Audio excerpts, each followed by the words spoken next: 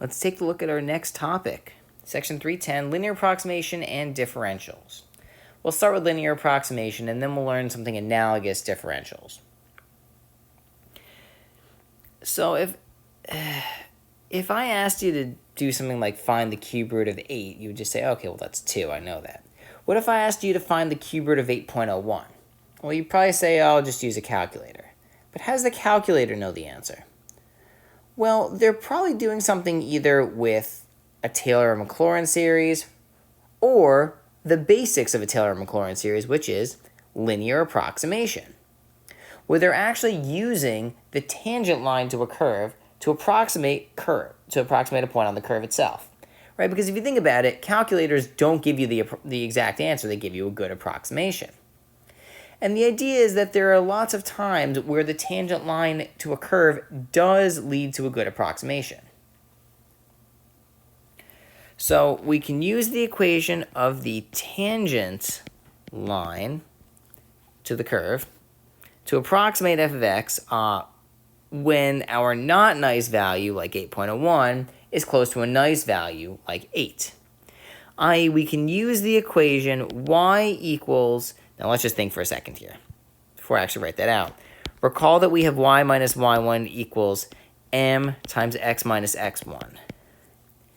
If we solve for y, then we get y equals y1 plus m times x minus x1. And if we translate this to f of x and f of a and blah, blah, blah, and a, we get f of a plus f prime of a x minus a, right? Because the slope of the tangent line is f prime of a. So that's why we're getting over here f of a plus f prime of a x minus a.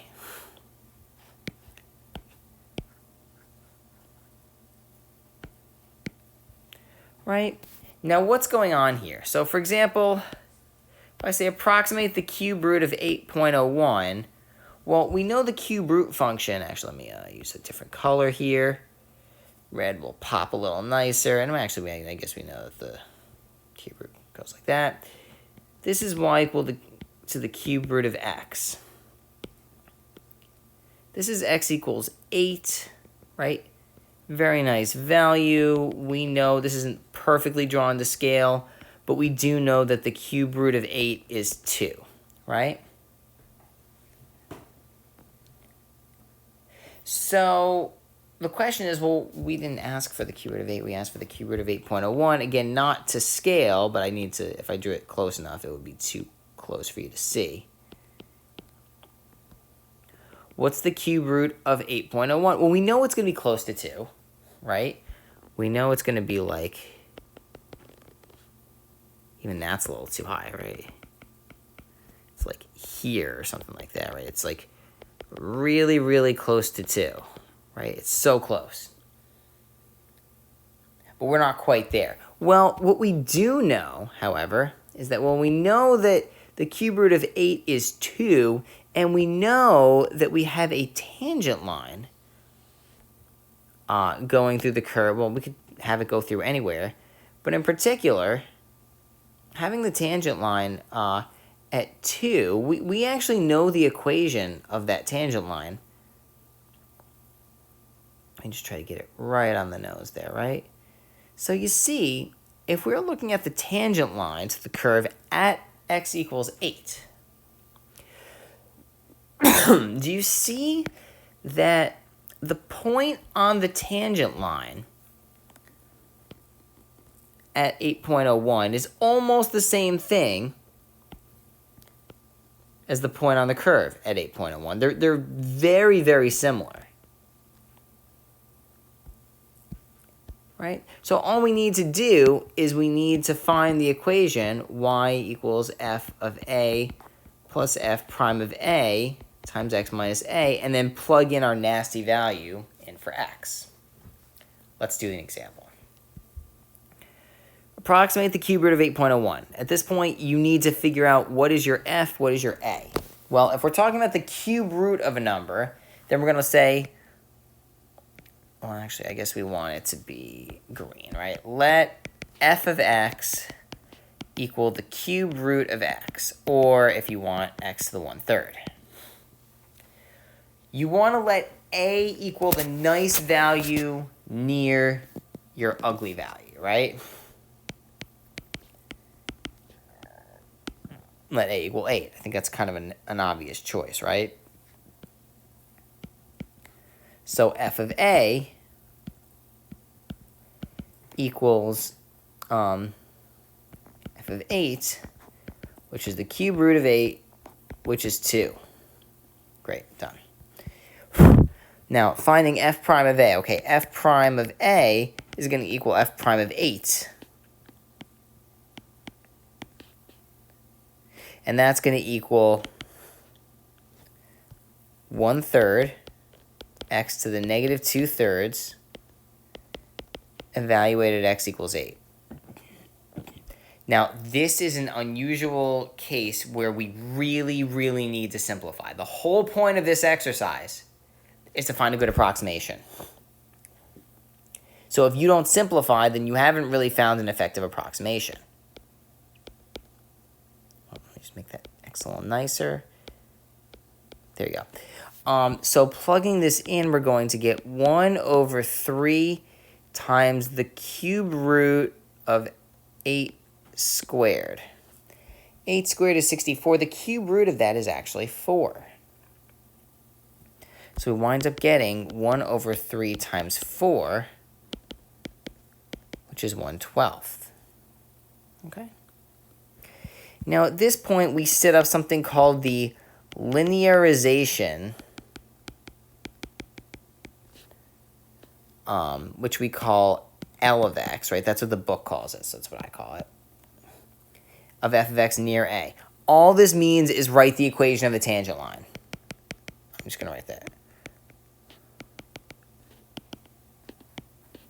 Right? The tangent line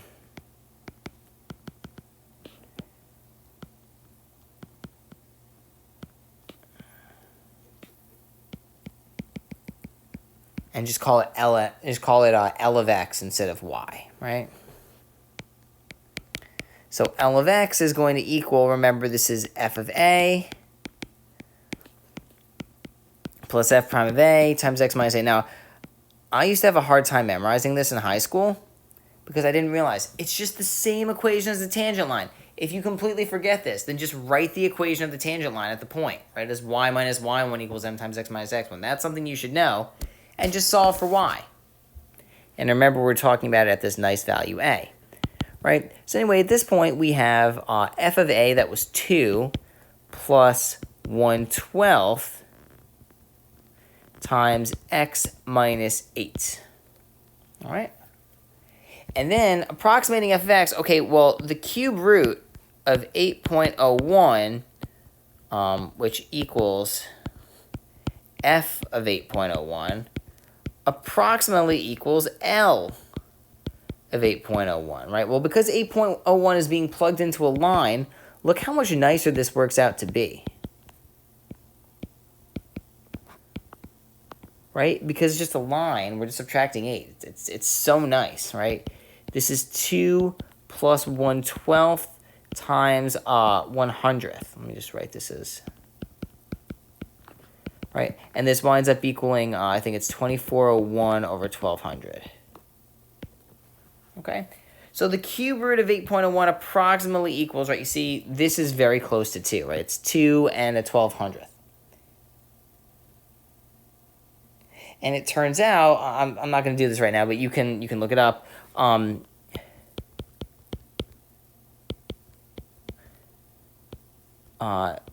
The actual cube root of 8.01 minus 2401 over 1200 winds up being less than 10 to the negative 6, right? We are within a millionth of the right answer. This is an excellent approximation by any standard, right? Now if we use linear approximation, similar sort of thing, estimating 3.3 to the 4th, right? Well, again, we have to come up with our f and our a. All right, let's see what we get. So we'll say let f of x equal x to the 4th, right? Because we're raising something to the 4th. 3 isn't super close to 3.3, but it's close enough to be all right? Better to choose 3 than to choose 4. All right, you want to choose the closest nice value. Or the nicest close value, I guess. But anyway, close proximity comes first, right? Right? So f of a equals f of 3, which equals 81. F prime of a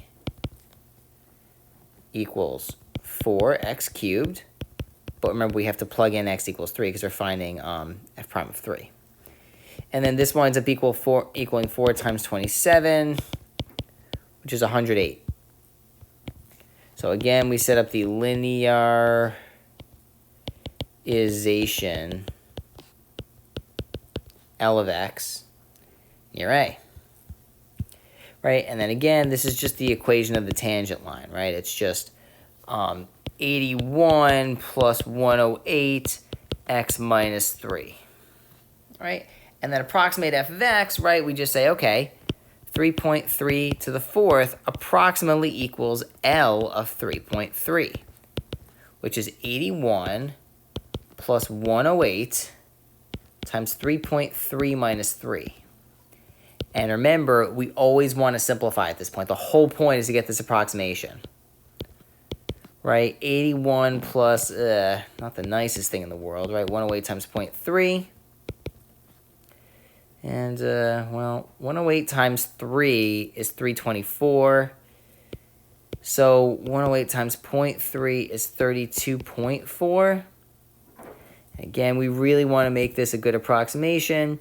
So you add them together and you get 113.4. Now this one I kind of forget. I'm just going to use Google on this one. Let's see. 3.3 to the 4th minus 113.4. Okay, we're off by about 5.2.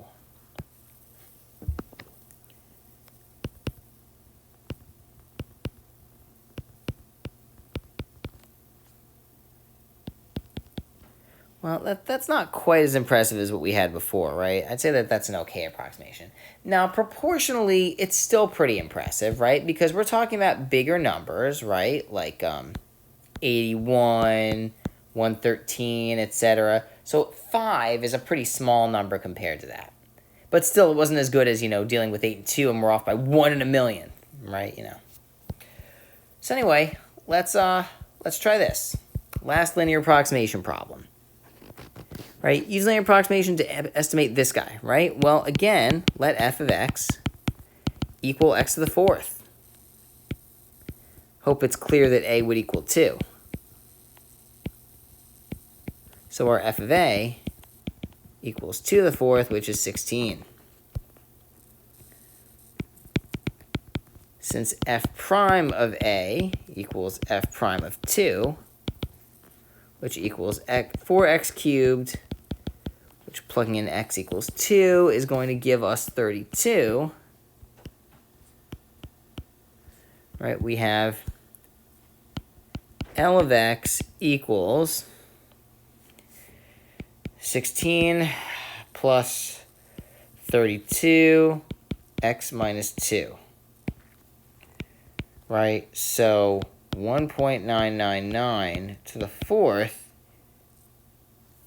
approximately equals L of 1.999,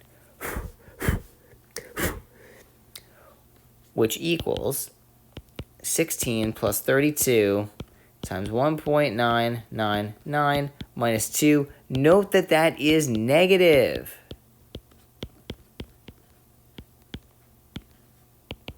So this winds up being 16 minus 0.032.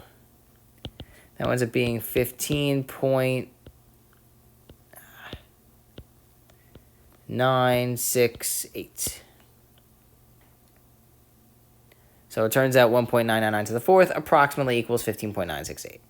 And that's going to be a pretty good approximation because 1.999 is so close to 2.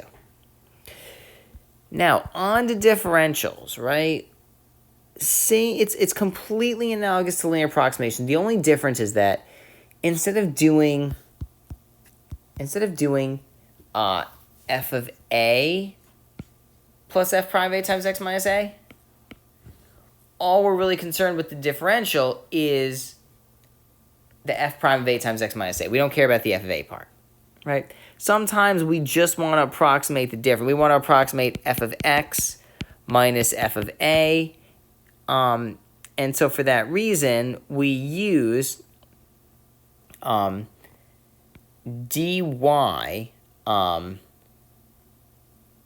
which is approximately equal to delta y.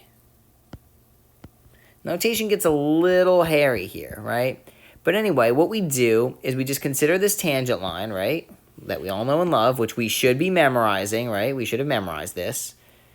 And we subtract f of a, right? We get y minus f of a equals f prime of a x minus a, right? But the whole thing, this was an approximation of y, right? So you could say that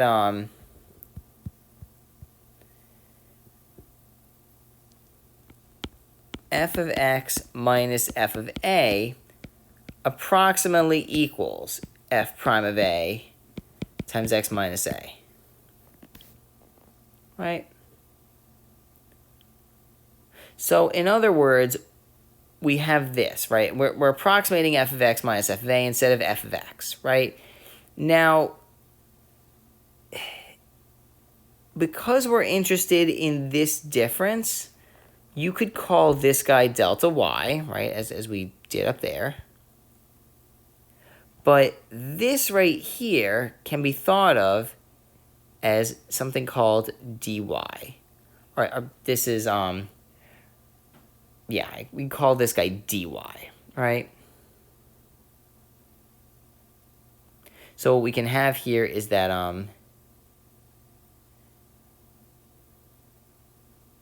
dy equals f prime of a x minus a.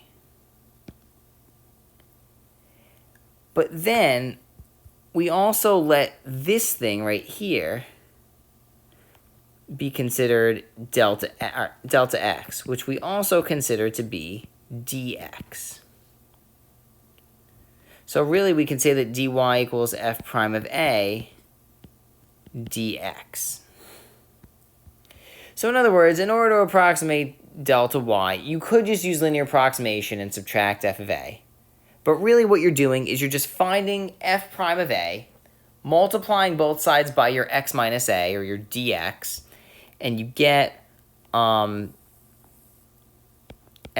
guess I'll say, dy equals f prime of a dx,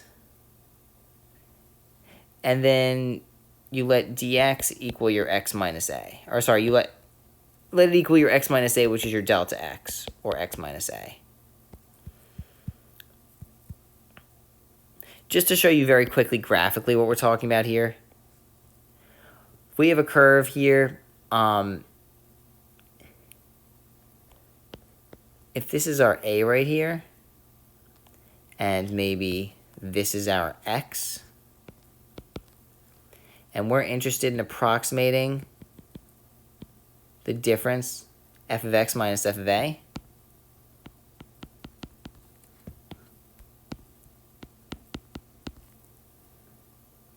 right? Well, it turns out that that's basically the same thing. Let me try to get the tangent line going here. That's pretty good. That's basically the same thing as, again, I'm going to use a highlighter here. Instead of finding f of x minus f of a, if we found L of x minus f of a. All right, finding this difference instead of this difference. Okay, let's just do a couple of examples. it always sounds hard when I explain this. If I say find the differential of the function at x equals 1, delta x equals negative 0.1, that looks really complicated. All we're doing is we're saying f prime of 1 equals 1/2, right? Just take the derivative. Make sure to use the chain rule in this case. And we're evaluating this at x equals 1.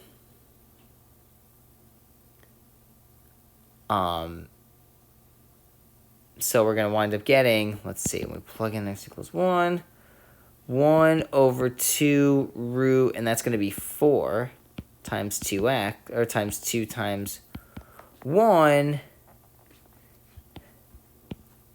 2's cancel. And it looks like we're left with 1/2. So the differential dy equals f prime of 1 times delta x, which is f prime, oh my gosh, f prime of 1 times negative 0.1, which is 1/2, times negative 0.1, which is negative 1/20. Right? Now, differentials can be nice in error propagation, right? They can be very nice to estimate certain volumes or areas if there's a little bit of an error measurement. So, for example, we measure a radius of a sphere to be 17 millimeters, but our equipment is not perfect. We might be off by 1/10 of a millimeter. How does that little radius measurement translate to the an error with a volume measurement, right? If we're off by just 1/10 of a millimeter with the radius, how much are we off by with the volume? Okay, well, the way that you do this is you say let delta V be the maximum error. Oh, and sorry, I lied about that. For the radius, it's going to be delta R or dr, be the maximum error in the measurement of the radius. Okay? Which in this case we know is just 0.1. We know the volume of a sphere is, now if I ever give you this problem, if I give you a problem like this on an exam or a quiz, I'll tell you the formula. So we consider the differential dv is going to wind up being, it's just the derivative, right? It's v prime of r dr. Okay? So we want to find dv, which is approximately equal to delta v.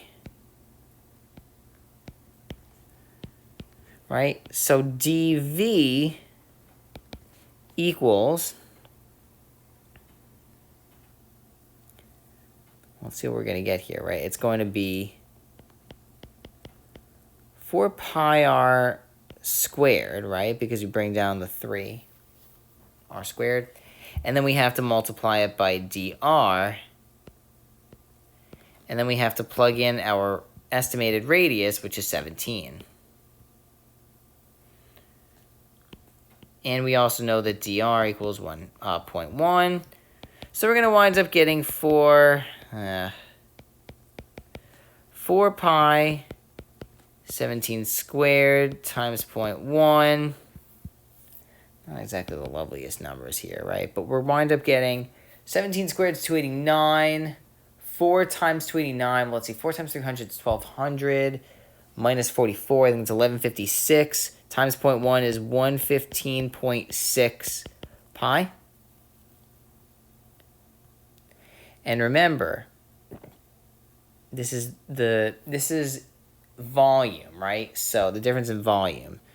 So we are talking millimeters cubed.